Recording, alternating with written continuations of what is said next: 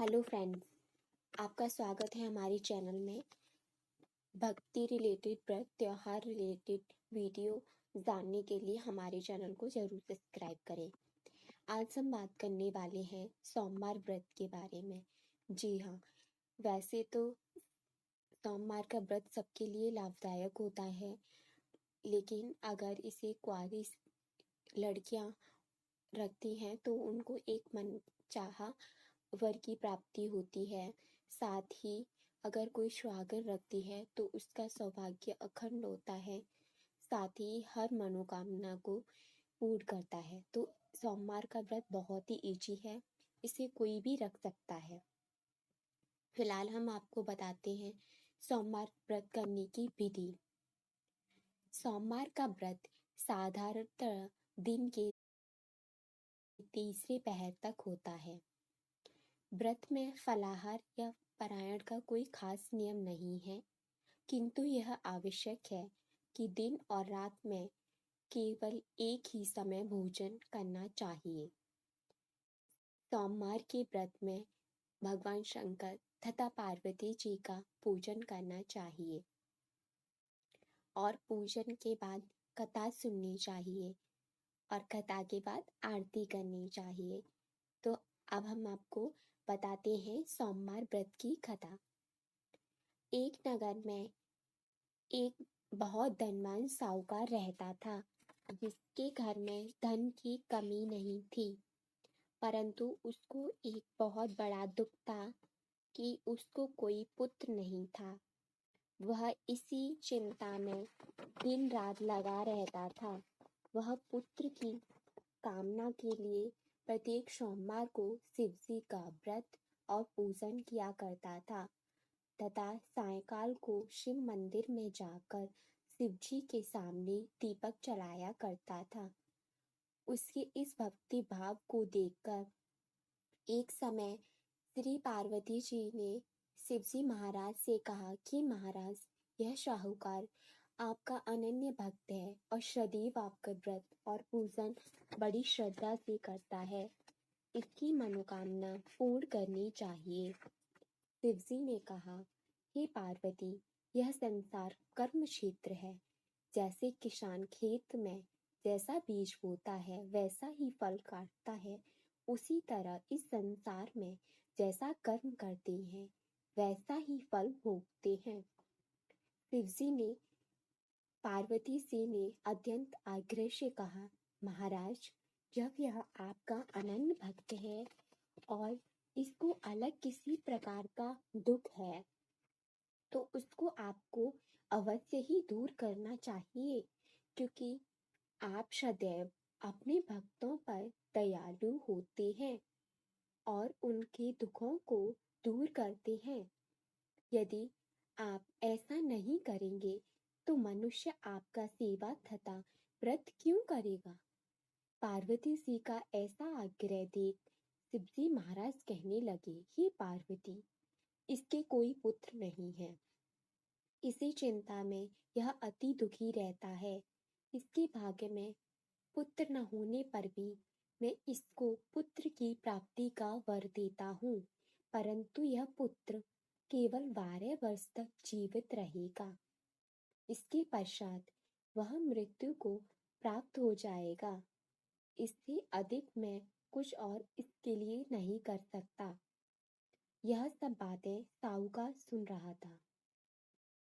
इससे उसको ना तो कुछ प्रसन्नता हुई और ना ही कुछ दुख हुआ। यह पहले जैसे ही शिव जी महाराज का व्रत और पूजा करता रहा।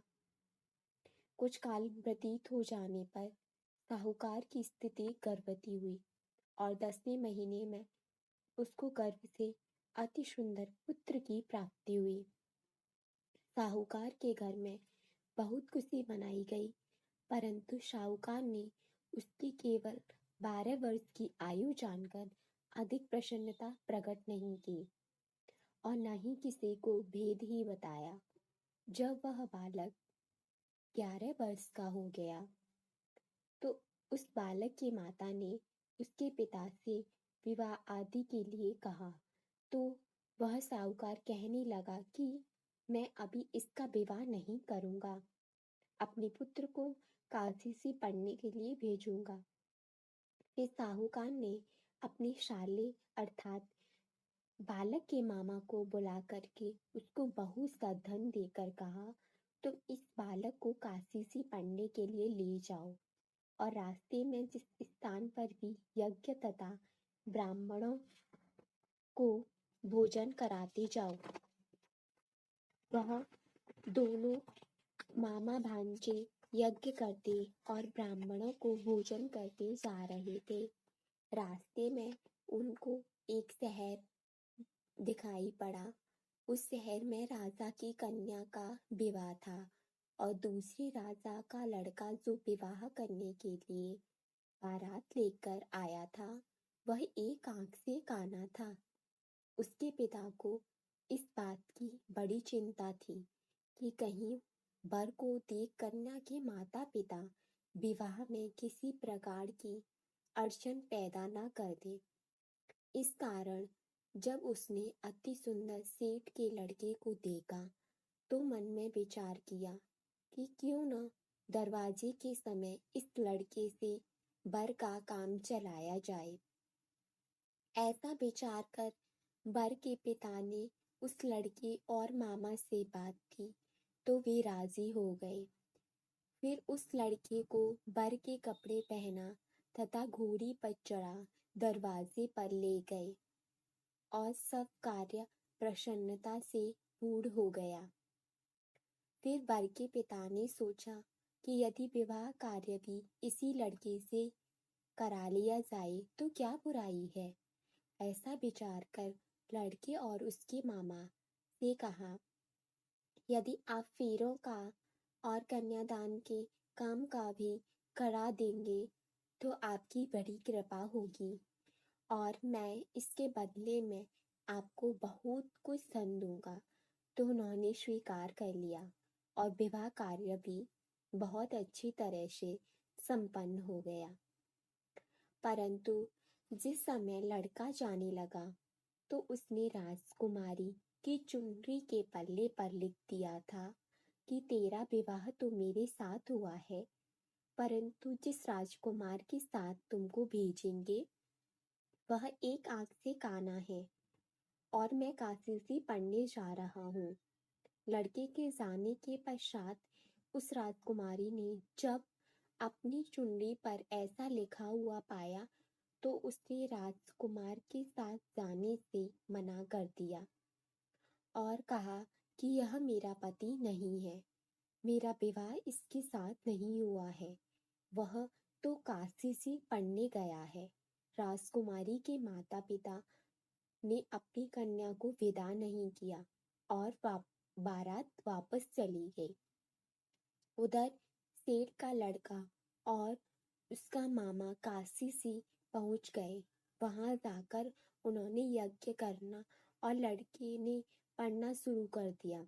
जब लड़के ने अपने मामा से कहा, मामा जी आज मेरी तबीयत कुछ ठीक नहीं है, मामा ने कहा अंदर जाकर सो जाओ। लड़का अंदर जाकर सो गया और थोड़ी देर में उसके प्राण निकल गए। जब उसके मामा ने आकर देखा तो वह मुर्दा पड़ा है तो उसको बहुत दुख हुआ और उसने सोचा कि अगर मैं अभी रोना पीटना मचा दूंगा तो यज्ञ का कार्य अधूरा रह जाएगा। अतः उसने जल्दी से यज्ञ का कार्य समाप्त कर ब्राह्मणों के जाने के बाद रोना पीटना आरंभ कर दिया। संयोगवश उसी समय से पार्वती जी उधर से जा रहे थे। जब उन्होंने जोर जोर से रोने की आवाज सुनी तो पार्वती जी कहने लगी, महाराज कोई दुखिया रो रहा है, इसके कष्ट को दूर कीजिए। जब से पार्वती ने पास जाकर देखा तो वह लड़का मुर्दा पड़ा था। पार्वती से कहने लगी, महाराज यह तो उसी सेठ का लड़का है जो आपके वरदान से हुआ था। शिव जी कहने लगे, हे पार्वती, इसकी इतनी ही आयु थी, वह भोग चुका है, अतः पार्वती जी ने कहा, हे महाराज, इस बालक को और आयु दो, नहीं तो इसके माता पिता तड़प तड़प कर मर जाएंगे। पार्वती जी के बार बार आग्रह करने पर शिव जी ने उसको जीवन वरदान दिया और शिव जी महाराज की कृपा से लड़का जीवित हो गया। शिव जी और पार्वती कैलाश को चले गए। तब वह लड़का और मामा उसी प्रकार यज्ञ करते तथा ब्राह्मणों को भोजन कराते अपने घर की ओर चल पड़े। रास्ते में उसी शहर में आए जहाँ उसका विवाह हुआ था। वहां पर आकर उन्होंने यज्ञ आरंभ कर दिया तो उस लड़के के ससुर ने उसको पहचान लिया और अपने महल में ले जाकर उसकी बहुत बड़ी खातिर की और साथ ही बहुत से दास दासियों सहित आदर पूर्वक लड़की और जमाई को विदा किया। जब वह अपने शहर के निकट आए तो मामा ने कहा कि मैं पहले तुम्हारे घर जाकर खबर कर आता हूँ।